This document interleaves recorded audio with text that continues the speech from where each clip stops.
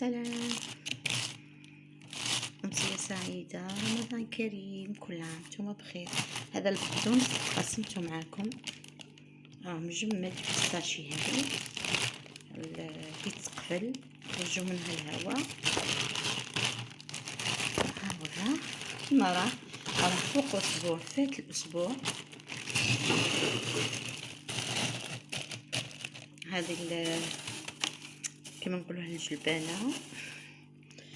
والبارح درت النعناع، ها هو النعناع اخضر، شوف في الساشي تاع الكونجيلاسيون.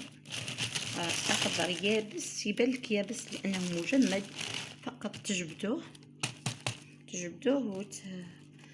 وتغسلوا الكميه اللي تحبوا ديروها في النعناع، في الشاي او اي طبق تعملوا فيه النعناع.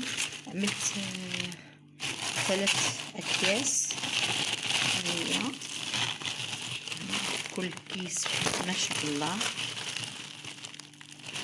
لو جبت درك معاكم شويه ونجبد لكم نعت لكم.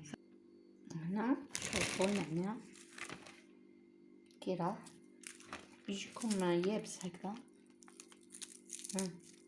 يقرمش، فقط يتحلل.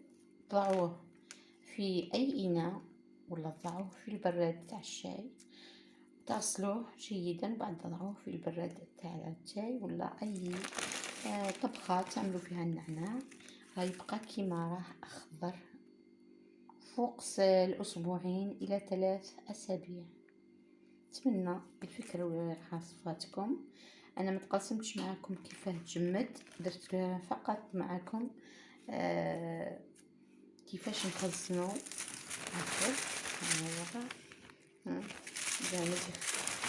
الخربشة هذه تاع أنه مجمد. نتمنى ينال إعجابكم، ما تنساوش من لايك وشير وسبسكرايب. الأهل والأصدقاء، رمضان كريم، كل سنة وانتم طيبين، وإلى اللقاء حبايب قلبي.